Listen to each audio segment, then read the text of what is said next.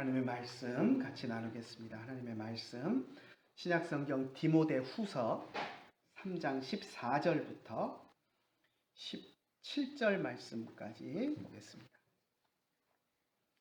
다 같이 한 목소리로 같이 읽겠습니다. 그러나 너는 배우고 확신한 일에 거하라. 너는 내가 누구에게서 배운 것을 알며 또 어려서부터 성경을 알았나니 성경은 능히 너로 하여금 그리스도 예수 안에 있는 믿음으로 말미암아 구원에 이르는 지혜가 있게 하느니라. 모든 성경은 하나님의 감동으로 된 것으로 교훈과 책망과 바르게 함과 의로 교육하기에 유익하니 이는 하나님의 사람으로 온전하게 하며 모든 선한 일을 행할 능력을 갖추게 하려 함이라. 아멘.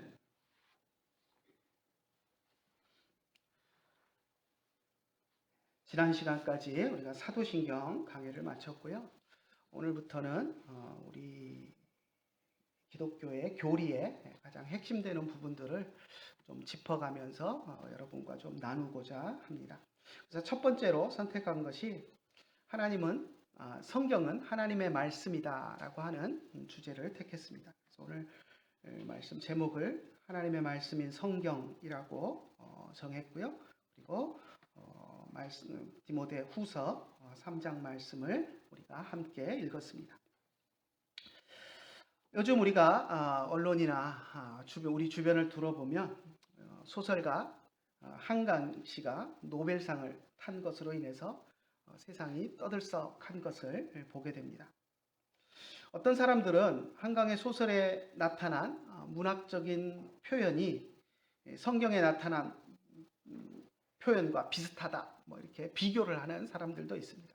아마 우리 기독교인들 가운데 일부가 한강 씨의 소설에 나오는 그런 외설적인 부분들, 좋지 못한 부분들에 대해서 이제 비판을 하니까 그것에 어떻게 보면 좀 맞받아치느라고 그런 식으로 이야기를 한 것 같습니다. 소설에 보면 그런 외설적인 부분들이 나오니까 너무 외설적인데 그걸 노벨상 탔다고 아이들에게 읽으라고 할 수 없다, 이러니까 성경에도 아가서에 보면 그런 비슷한 표현이 많이 있다 하면서 그렇게 이야기를 하기도 하고요.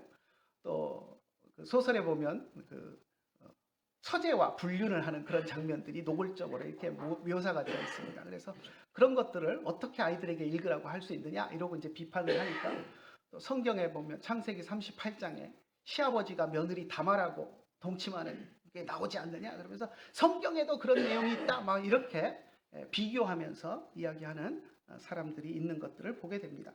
그래서 사실 좀 눈살이 찌푸려지는데요. 아무리 한강 작가의 소설과 그렇게 성경의 내용들을 이렇게 비교해서 표현하는 것은 아무리 그래도 적절하지 않습니다. 한강 작가의 소설은 그것이 아무리 노벨상을 받았다라고 할지라도 그것은 인간의 작품에 불과하고 인간의 머릿속에서 나온 지어낸 이야기일 뿐입니다. 하지만 성경은 하나님의 감동을 받은 사람들이 기록한 하나님의 말씀입니다. 그렇기 때문에 우리가 그것을 단순 비교해서 그렇게 억지를 부릴 수는 없습니다. 성경에 나와 있는 그런 표현들은 하나님의 말씀을 전달하기 위해서, 하나님이 주시는 은혜를 극대화하기 위해서 있었던 사건들을 기록한 것이지, 결코 그것이 한강 씨의 소설처럼 지어낸 이야기를 통해서 어떤 문학적인 허구를 만들어내기 위해서 지어낸 그런 것들은 아니기 때문입니다. 성경이 하나님의 말씀을 믿는 것, 성경이 하나님의 말씀이라는 것을 믿는 것, 그것은 우리 기독교 신앙에서 아주 중요한 것입니다. 아주 매우 중요한 것입니다. 성경을 하나님의 말씀으로 인정하고 확신하는 것이 기독교 신앙의 가장 근본이 되는 중요한 요소이기 때문입니다. 그렇기 때문에 성경을 하나님의 말씀으로 인정하지 않는 사람은 제대로 된 기독교 신앙을 가지고 있다라고 볼 수 없습니다. 그러면 우리가 무엇을 근거로 해서 성경이 하나님의 말씀이다라고 이야기할 수 있을까요? 첫 번째, 성경에는 이것이 여호와의 말씀이다, 여호와께서 이렇게 말씀하셨다라고 하는 표현이 수없이 나옵니다. 아마 세보지는 않았지만 수백 번, 거의 수백 번 이상 나오는 것으로 알 수 있습니다. 선지자들은 이 표현을 통해서 지금 자신이 하고 있는 말이 절대적인 하나님의 권위에서 나온 말이다라는 것을 분명히 했습니다. 선지자가 자기 입으로, 인간의 입으로 말을 하고 있지만 그것은 인간의 말이 아니라 하나님의 말씀이다라는 것을 선포한 것입니다. 지금 이스라엘 백성들 앞에서 말하고 있는 선지자 자신은 단지 하나님의 대리인으로서 하나님의 말씀을 대언하고 있을 뿐이고, 지금 선포되는 말씀은 틀림없는 하나님의 말씀이다라고 하는 것을, 이것이 하나님의 말씀이다, 하나님이 이렇게 말씀하셨다라는 표현들을 통해서 강조하고 또 강조했습니다. 성경에 수없이 나오는 이 표현, 이것이 여호와의 말씀이다, 여호와께서 이렇게 말씀하셨다 하는 표현이 성경이 하나님의 말씀이다라는 것을 우리들에게 분명하게 말해주는 그러한 증거가 됩니다. 이렇게 선지자들에 의해서 하나님의 이름으로 선포된 말씀은 절대적인 것이었습니다. 누구도 그 명령을 거역할 수 없었습니다. 마치 왕의 전령이 와서 이것이 왕의 명령이다라고 선포하면, 왕이 이렇게 말씀하셨다라고 선포하면 그것을 아무도 거역할 수 없는 것과 같습니다. 그래서 선지자들이 선포하는 하나님의 말씀을 믿지 않고 따르지 않는 것은 하나님의 말씀을 거역하고 하나님의 말씀에 불순종하는 것으로 간주되었습니다. 그런데 때로는 거짓 선지자들도 있었습니다. 거짓 선지자들이 등장하는 때도 있었습니다. 거짓 선지자들은 하나님이 말씀하시지 않은 것을 마치 하나님이 말씀하신 것처럼 꾸며서 거짓말을 하는 사람들입니다. 하나님께서 자신에게 어떤 영감도 주신 적이 없는데 자신이 생각하고 고안해낸 것을 마치 하나님이 주시는 것처럼 말하고 속이는 것입니다. 이런 사람은 다 거짓 선지자입니다. 하나님이 말씀하시지 않은 것, 자기의 생각을 하나님의 말씀처럼 이야기하는 것, 이런 사람은 다 거짓 선지자입니다. 아무리 그 생각이 그럴듯해 보이고 우리가 보기에 타당해 보인다라고 할지라도 하나님이 말씀하시지 않은 것을 하나님이 말씀하셨다라고 선포하는 사람은 분명한 거짓 선지자입니다. 예레미야 14장 14절에 보면 하나님께서도 이런 거짓 선지자들에 대해서 한탄하시는 모습을 볼 수 있습니다. 같이 한번 읽어볼까요? 예레미야 14장 14절입니다. 화면 보면서 같이 한번 읽어보겠습니다. 여호와께서 내게 이르시되 선지자들이 내 이름으로 거짓 예언을 하도다. 나는 그들을 보내지 아니하였고 그들에게 명령하거나 이르지 아니하였거늘 그들이 거짓 계시와 점술과 헛된 것과 자기 마음의 거짓으로 너희에게 예언하는도다. 거짓 선지자들이 옛날부터 있어 왔습니다. 예레미야 14장 14절 제일 앞에 보면 여호와께서 내게 이르시되라고 예레미야 선지자도 또 하나님이 이 말씀을 주셨다라는 것을 분명히 이야기합니다. 그러면서 하나님의 말씀에 거짓 선지자들이 있다. 그런데 그 거짓 선지자는 하나님이 말씀을 주시지도 않았는데 거짓 예언을 한다는 거예요. 내가 그들을 보내지도 않았고 그들에게 어떤 명령을 하지도 않았고 어떤 계시도 그들에게 주지 않았는데 그들이 거짓으로 백성들에게 예언을 하고 거짓말을 한다라는 것입니다. 그래서 우리는 거짓 선지자를 잘 분별해야 합니다. 오늘날도 보면 거짓 선지자들이 있습니다. 교회 지도자들 가운데, 목사들 가운데도 하나님의 말씀이 아닌 것을, 자기 생각을 하나님의 말씀처럼 이야기하면서 성도들을 호리는 사람들이 있습니다.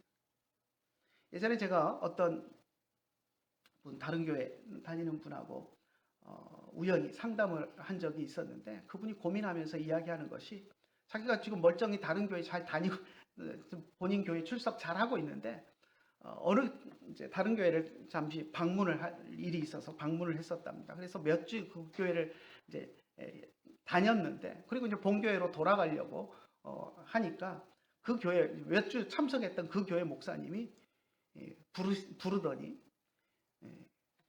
당신은 우리 교회로 부르심이 있습니다, 이렇게 이야기를 했다는 겁니다. 그 이야기를 듣고 그분이 고민을 하면서 저하고 이제 우연히 만나서 이제 이야기를 할 기회가 있었는데, 그 이야기를 꺼내놓는 겁니다. 정말 부르심이 있는데 제가 안 가면 어떻게 되나요?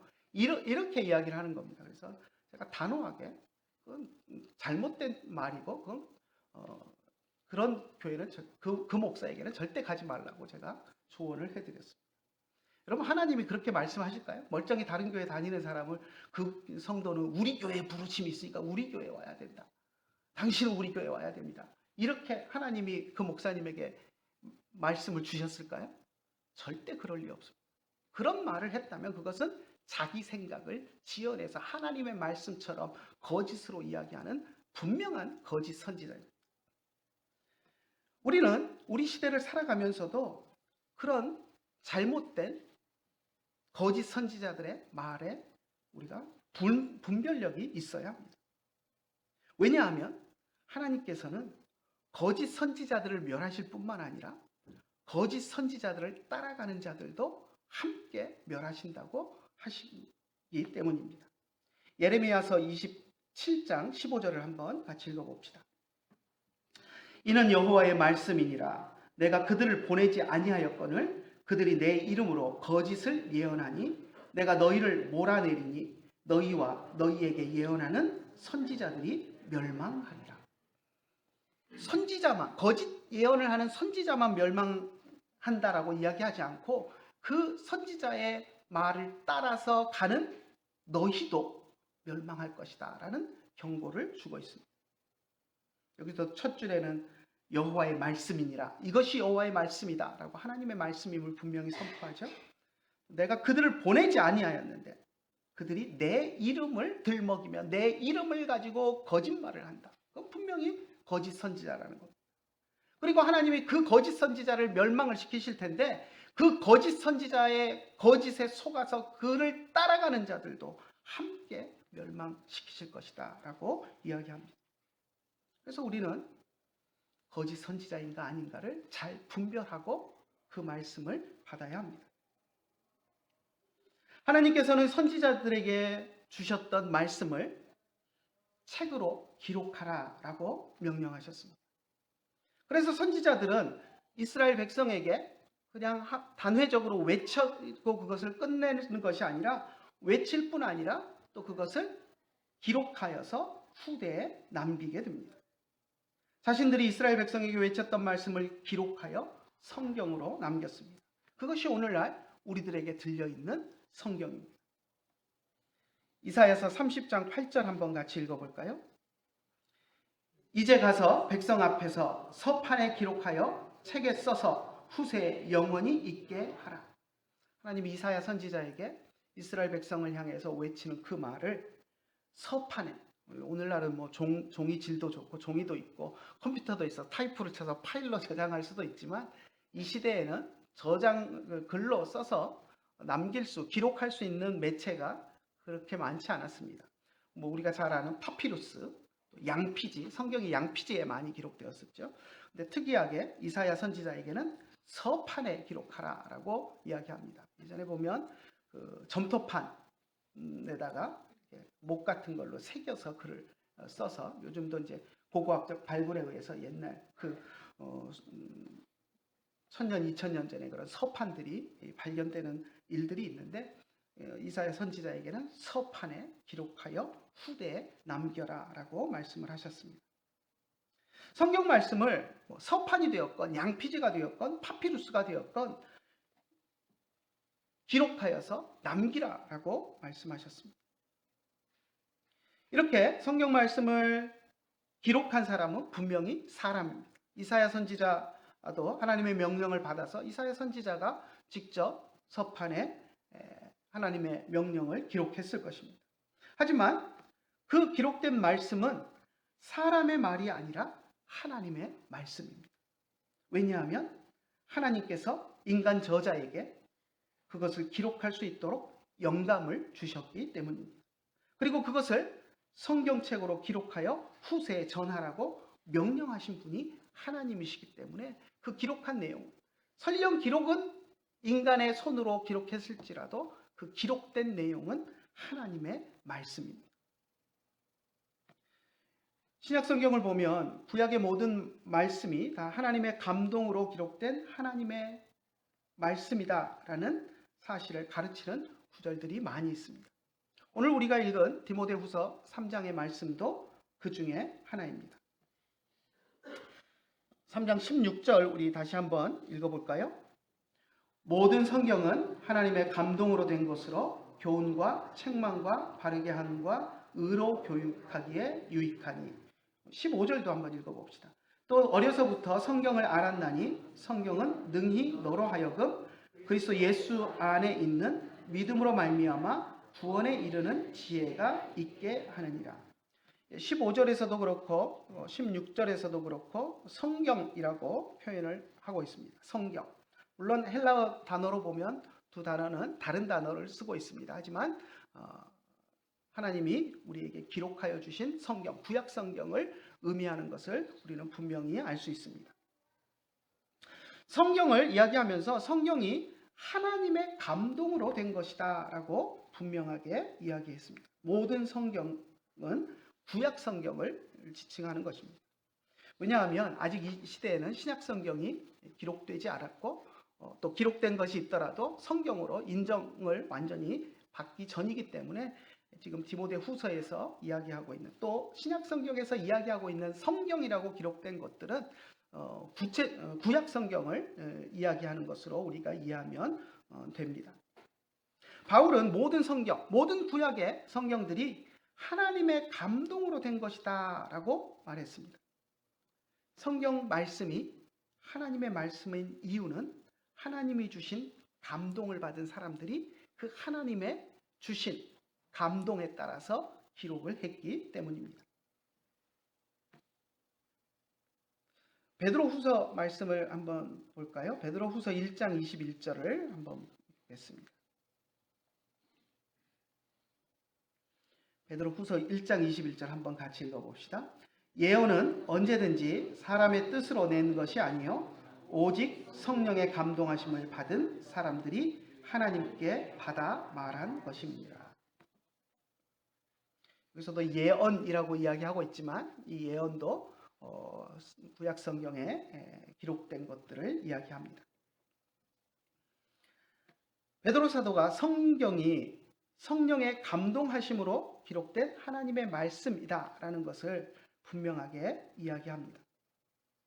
또 예수님께서도 이 땅에 오셔서 사역하시는 동안 구약의 모든 말씀들을 거룩한 하나님의 말씀으로 인정하고 사용하셨습니다. 그 단편적인 예가 마태복음 19장 4절에서 5절에 나오는데요.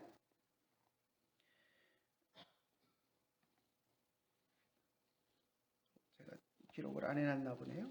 마태복음 19장 4절에서 5절에 보면 뭐라고 이야기하냐면 사람을 지으시니가 본래 그들을 남자와 여자로 지으시고 말씀하시기를 그러므로 사람이 그 부모를 떠나서 아내에게 합하여 그 둘이 한 몸이 될지니라 하신 것을 읽지 못하였느냐라고 말씀하셨습니다.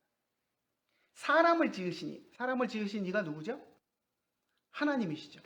사람을 지으신 이가 말씀하시기를 뭐라고 말씀하셨냐면 그러므로 사람이 그 부모를 떠나서 아내에게 합하여 그 둘이 한 몸이 될지니라 하신 것을 읽지 못하였다.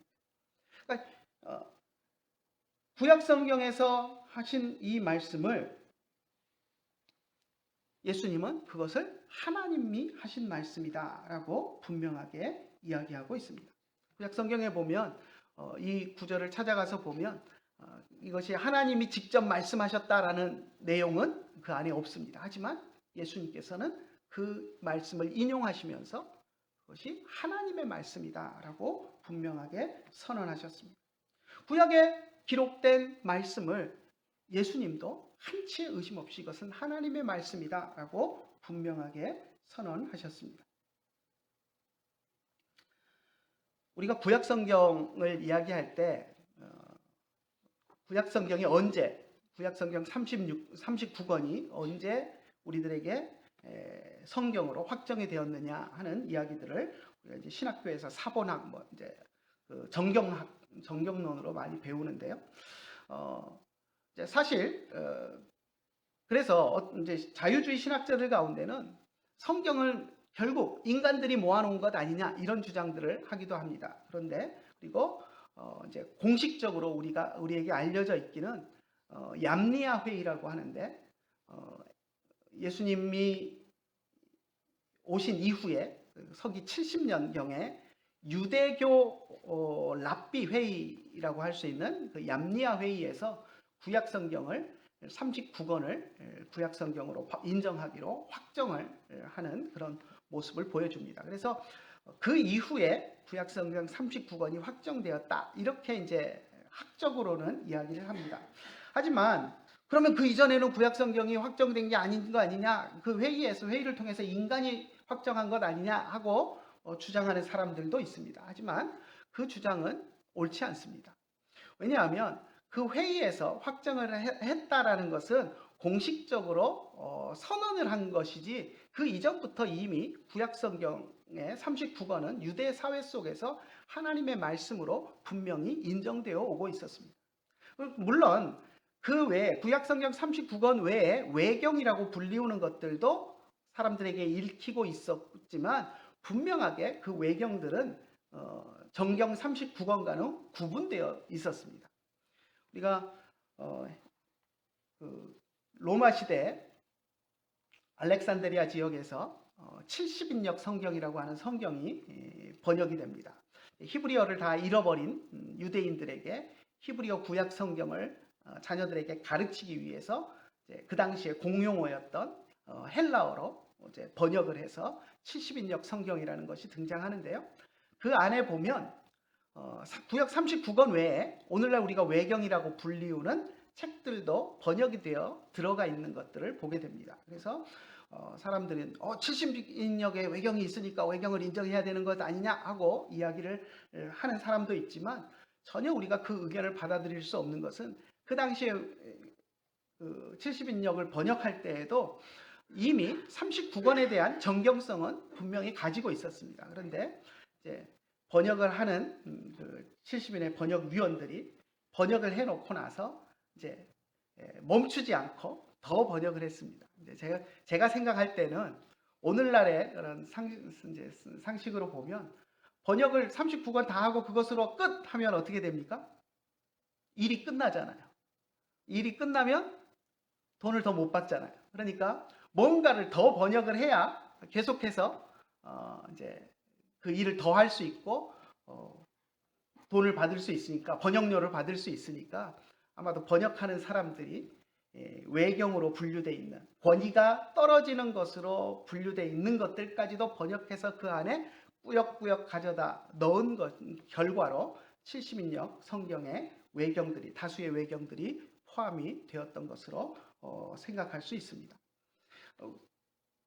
성경으로 권위를 인정받았기 때문에 번역해서 70인역 안에 넣은 것이 아니라 이미 권위가 떨어지는 것으로 다 세상 사람들이 유대인들이 다 그렇게 생각하고 있었지만 그럼에도 불구하고 꾸역꾸역 번역해서 하나하나 넣은 것 결과물일 뿐이지 그것이 성경으로 인정받았기 때문에 들어갔다고 이야기할 수는 없습니다. 그래서 처음부터 구약의 39권은 전통적으로 늘 성경으로 인정되어 오고 있었고 그리고 70인역에 외경들이 들어가기도 하고 해서 혼란이 좀 생긴 그런 것들을 이제 정리하기 위해서 유대교 회의에서 그렇게 구약 성경 39권을 정경으로 확정하는 그런 결론적인 회의를 했고요. 그것을 우리 기독교가 그대로 받아들여서 그것을 우리의 구약 성경도 39권으로 되어 있습니다. 그러니까 결국 얌리아 회의를 우리가 수용했다라고 보기보다는 그 이전부터 있었던 유대교 전통 안에서 성경 39권이 인정되어 오던 것을 우리가 그대로 수용한 것으로 인정하면 더 좋을 것 같습니다. 자, 그러면 신약 성경은 어떻게 또 우리들에게 성경으로 인정을 받게 되었을까요? 신약 성경은 사도들에 의해서 그 대부분이 기록이 되었습니다. 그래서 우리는 하나님께서 구약의 선지자들에게 주셨던 것과 같은 영감을 사도들에게 주셔서 성경을 쓰게 하셨다라고 믿습니다. 초대교회 때 기독교인들이 많은 저술들을 했습니다. 많은 책들을 썼습니다. 하지만 성령의 감동을 받아서 기록되었다고 인정된 책들은 많지 않았습니다.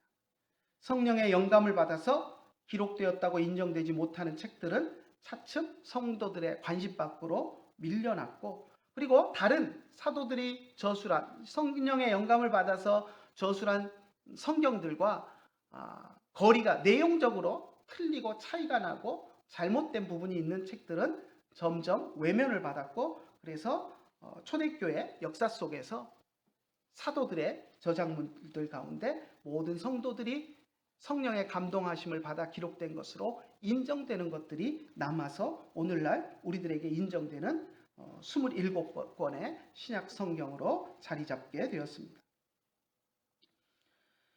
베드로 사도는 베드로 후서 3장 2절에서 보면 구약의 말씀들과 더불어서 사도들이 기록한 신약 성경의 말씀을 똑같이 하나님의 명령이고 하나님의 말씀이다라고 하는 것을 분명하게 선언했습니다. 베드로후서 3장 2절 한번 같이 읽어볼까요? 곧 거룩한 선지자들이 예언한 말씀과 주되신 구주께서 너희의 사도들로 말미암아 명하신 것을 기억하게 하려 하노라. 두 가지를 기억하라고 하죠. 뭘 기억하라고요? 거룩한 선지자들이 예언한 말씀. 이건 구약 성경에 기록된 것들을 이야기합니다. 구약 성경을 지칭합니다.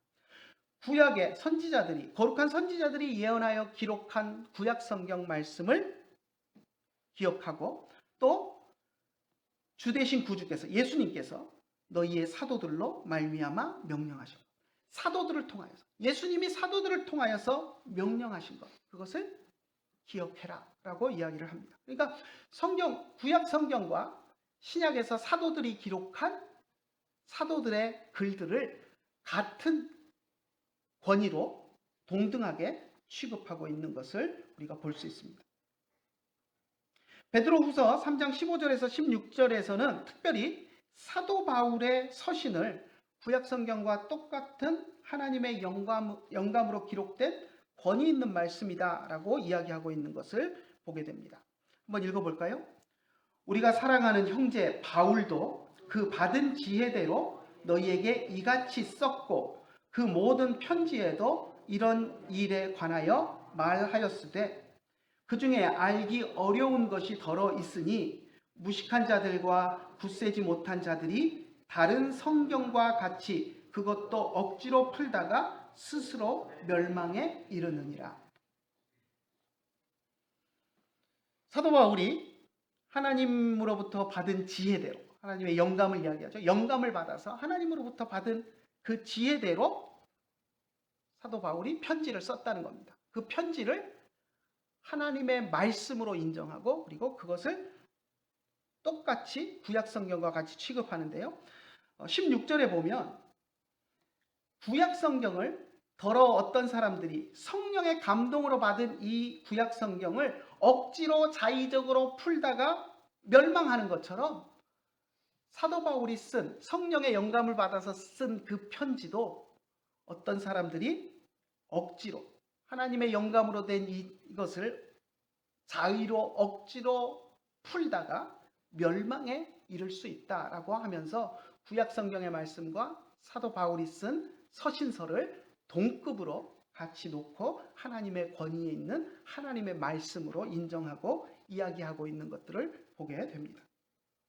그래서 우리는 사도들이 기록한 신약 성경도 하나님의 영감으로 기록된 하나님의 말씀으로 보는 생각들이 사도들에게도 있었고, 사도시대부터 초대교회 안에 면면이 있어 온 사실이라는 것을 우리는 분명히 알 수 있습니다.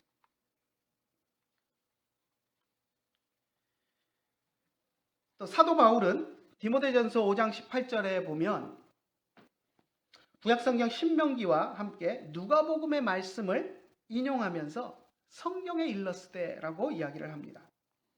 한번 볼까요? 디모데전서 5장 18절 한번 같이 읽어봅시다. 성경에 일렀으되 곡식을 밟아 떠는 소의 입에 망을 씌우지 말라 하였고 또 일꾼이 그 싹을 받는 것이 마땅하다 하였느니라. 자, 성경에 뭘 이야기했다고? 성경에 기록된 것이 어떤 것이라고 이야기합니까? 첫 번째, 곡식을 밟아 떠는 소의 입에 망을 씌우지 말라. 이게 이제 첫 번째 한 가지고요. 그리고 또 하나, 성경에 말씀하신 것을 또 하나 이야기하는데 그 일꾼이 그 싹을 받는 것이 마땅하다 하였다. 성경에 이렇게 이야기했다는 겁니다. 근데 구약 성경을 아무리 찾아봐도 곡식을 밟아 떠는 소의 입에 망을 씌우지 말라는 구절은 구약 성경에 있는데 일꾼이 그 싹을 받는 것이 마땅하다라는 내용은 구약 성경에 없습니다. 근데 어디서 이걸 발견할 수 있느냐면 요한복음에서 우리가 발견할 수 있습니다. 요한복음에 보면 누가복음 10장 7절에 이 말씀이 있습니다. 그래서 사도 바울이 신명기 25장 4절에 있는 곡식을 밟아 떠는 소의 입에 망을 씌우지 말라 하는 이 말씀도 구약의 말씀도 성경에 일렀으되라고 이야기했지만 누가복음에 있는 이미 이제 바울이 지금 이 디모데 전서를 쓸 때는 복음서들은 쓰여져서 초대교회 성도들에게 읽히고 있는 그런 상황이었습니다. 그래서 누가복음에 있는 이 구절을 인용을 하면서 성경에 일렀으되라고 이야기하는 것을 보면 이미 복음서를 사도들이 하나님의 말씀으로 성경으로 인정하고 받아들이고 있다라는 것을 우리는 분명하게 알 수 있습니다. 또 바울은 고린도전서 14장 37절에서 내가 너희에게 편지하는 이 글이 주의 명령인 줄 알라라고 하면서 자기가 고린도 교회 성도들에게 편지를 쓰면서 이 글은 내 글이 아니라 주님의 명령이다라고 분명하게 선언하고 있는 것을 보게 됩니다. 바울 스스로가 자신이 쓴 고린도전서를 하나님의 감동으로 기록된 하나님의 말씀이다라는 것을 분명하게 선포한 것입니다. 우리는 성령께서 사도들에게 감동을 주셔서 신약 성경을 기록하게 하셨다라는 것을 또 예수님의 말씀을 근거로 해서 받아들일 수 있습니다. 요한복음 14장 26절을 한번 같이 읽어볼까요? 보혜사 곧 아버지께서 내 이름으로 보내실 성령 그가 너희에게 모든 것을 가르치고 내가 너희에게 말한 모든 것을 생각나게 하시리라. 예수님이 승천하신 이후에 하나님께서 성령을 보내셔서 성령이 너희 마음속에 감동을 주어서 예수님이 하셨던 말씀, 가르치셨던 말씀들을 기억나게 해 주실 것이다 라고 말씀을 하셨습니다. 예수님께서는 성령이 오셔서 사도들에게 감동을 주시고 그들을 인도하셔서 예수님이 가르치셨던 내용을 잊지 않게 하시고 기억나게 하실 것이라고 말씀하셨습니다. 또 사도들은 예수님의 말씀처럼 성령이 주시는 감동, 그래서 그 감동을 받아서 성령이 기억나게 하시는 것들을 기록했고 그것이 신약 성경이 되었습니다. 사도들도 예수님의 이 말씀에 근거해서 자신들이 기록한 것이 성령의 감동으로 된 것이라고 분명하게 주장했습니다. 고린도전서 2장 13절에 보면 우리가 이것을 말하거니와 사람의 지혜가 가르친 말로 아니하고 오직 성령께서 가르치신 것으로 하니 영적인 일은 영적인 것으로 분별하느니라 라고 말씀합니다.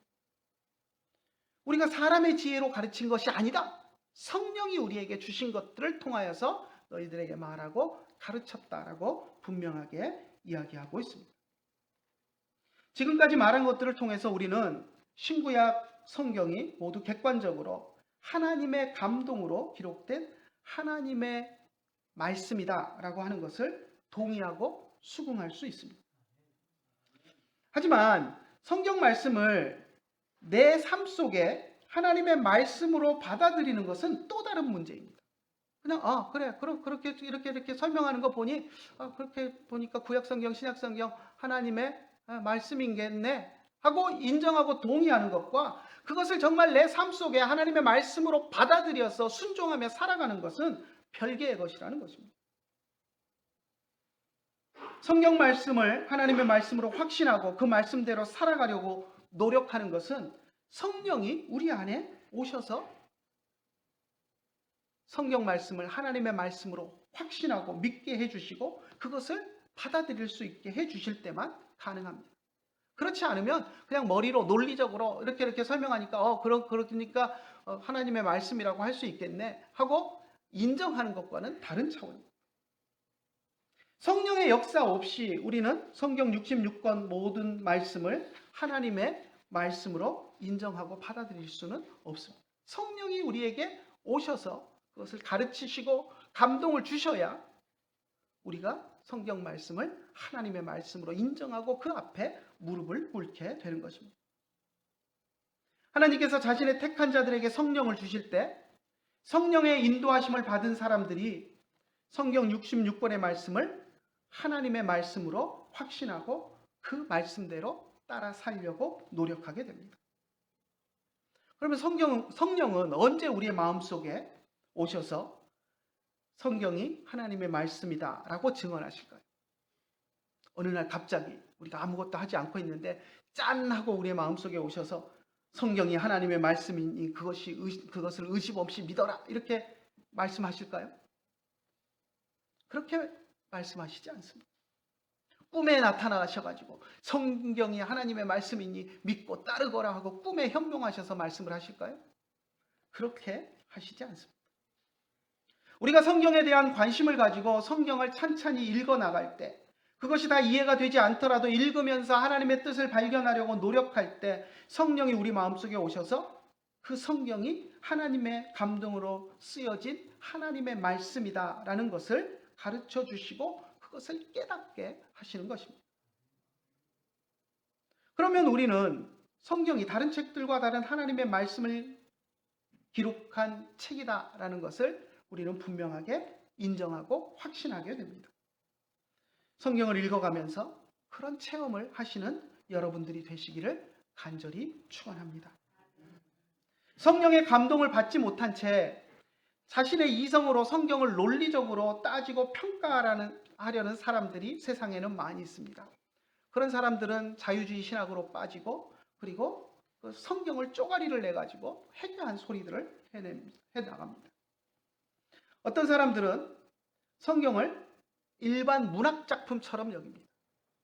기독교라는 종교를 믿는 종교인들이 역사 속에서 다양한 문학작품을 남겨놓은 것이다. 이렇게 주장하는 사람들이 있습니다. 그렇게 보면 성경 말씀이 한강시의 소설과 다를 것이 없습니다. 한강시가 자기 세계를 살아가면서 소설 작품을 남겨놓은 것이나 기독교인들이 기독교를 믿으면서 자기 세계를 살아가면서 소설도 쓰고 시도 쓰고 해서 남겨놓은 것이나 다를 것이 없다. 이렇게 돼버려요. 그렇게 주장하는 사람들이 있습니다. 하지만 그것은 잘못된 주장들입니다. 이들은 성경을 하나님의 말씀으로 인정하지 않습니다. 성령의 감동을 받지 못한 채 자신의 이성으로 성경을 논리적으로 따지고 평가하려고 하는 의도에서 그러한 사고들이 나온 것입니다.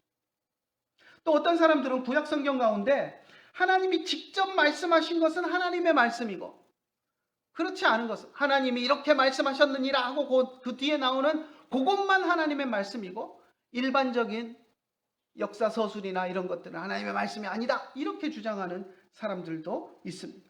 하지만 그것도 잘못된 것입니다. 성경은 성경 전체가 하나님의 말씀이라고 우리들에게 이야기해주고 있습니다.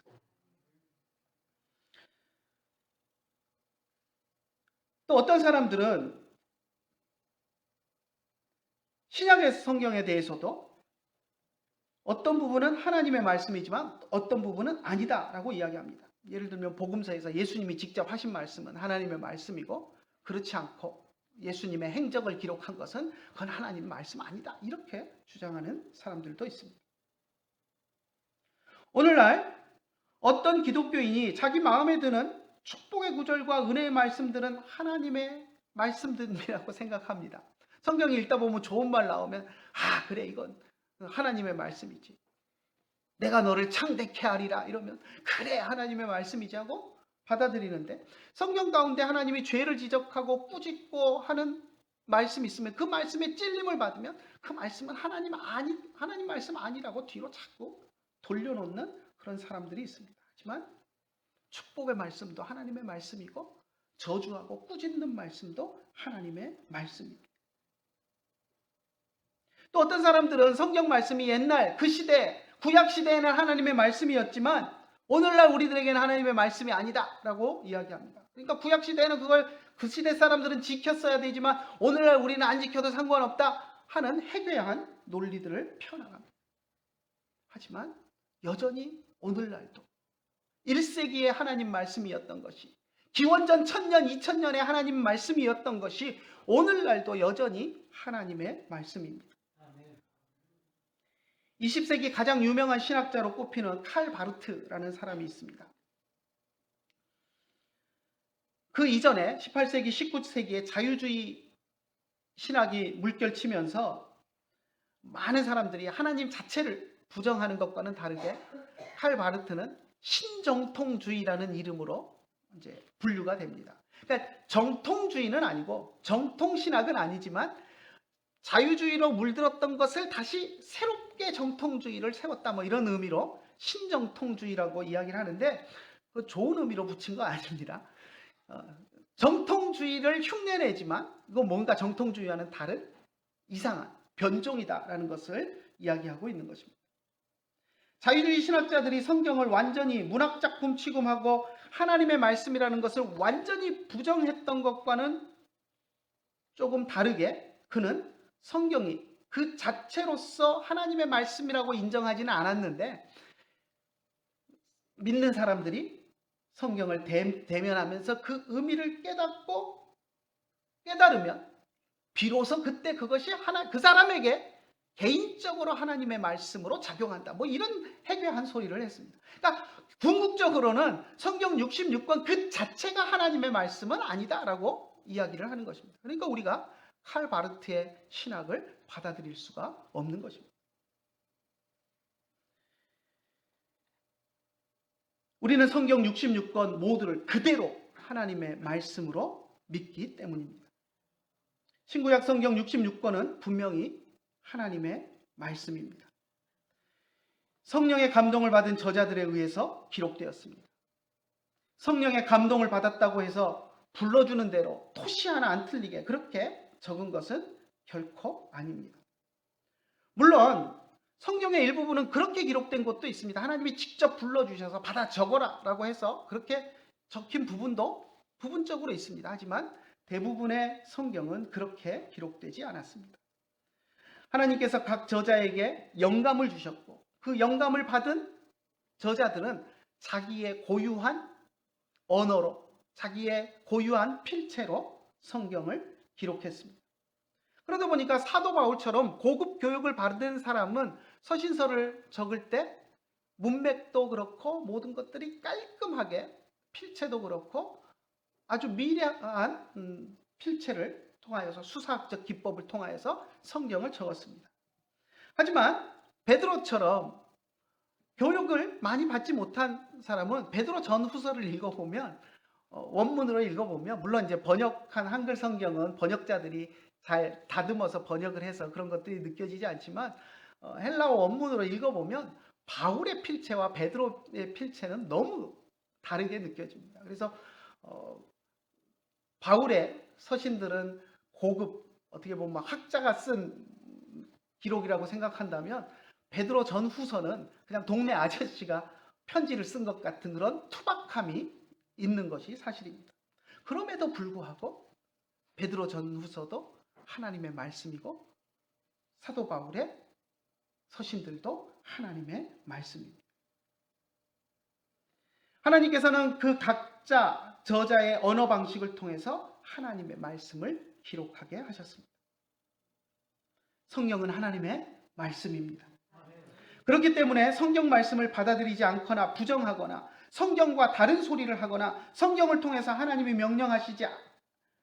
명령하신 것을 행하지 않는 것은 하나님을 대적하는 것이고 하나님의 명령에 불순종하는 것입니다. 성경 66권을 하나님의 말씀으로 분명하게 믿고 확신하는 여러분들이 되시기를 간절히 축원합니다. 하나님의 말씀이 성경 앞에 절대적으로 순종하고 무릎 꿇는 여러분들이 되시기를 축원합니다. 그것이 우리의 삶을 윤택하게 하는 것이고 우리의 신앙을 아름답게 만드는 것입니다. 기도하겠습니다. 하나님 아버지, 은혜를 감사합니다. 오늘 우리가 성경 말씀을 하나님의 말씀이다라는 측면에서 살펴보았습니다. 하나님이 우리에게 계시의 말씀으로 성경을 주셨고 그 계시의 말씀을 통하여서 하나님이 우리에게 알리고자 하는 모든 것들을 담아서 우리에게 전해주신 것을 우리가 믿고 고백합니다. 구약의 말씀들은 물론이고 신약의 또 사도들의 서신서들과 또 모든 신약의 성경들이 성경 66권이 하나님의 말씀임을 우리가 믿고 고백합니다. 그 말씀을 사랑하게 하시고 그 말씀들을 날마다 읽고 묵상하며 하나님의 뜻을 발견하려고 노력하는 우리들이 되게 하시고 그 하나님의 말씀 앞에 무릎 꿇고 하나님의 말씀 앞에 순종하며 살아가는 우리들이 될 수 있도록 인도하여 주시옵소서. 날마다 하나님의 말씀이 우리를 휘감고 우리를 다스려 주시기를 간절히 소원하오며 우리 주 예수님의 이름으로 기도드리옵나이다. 아멘.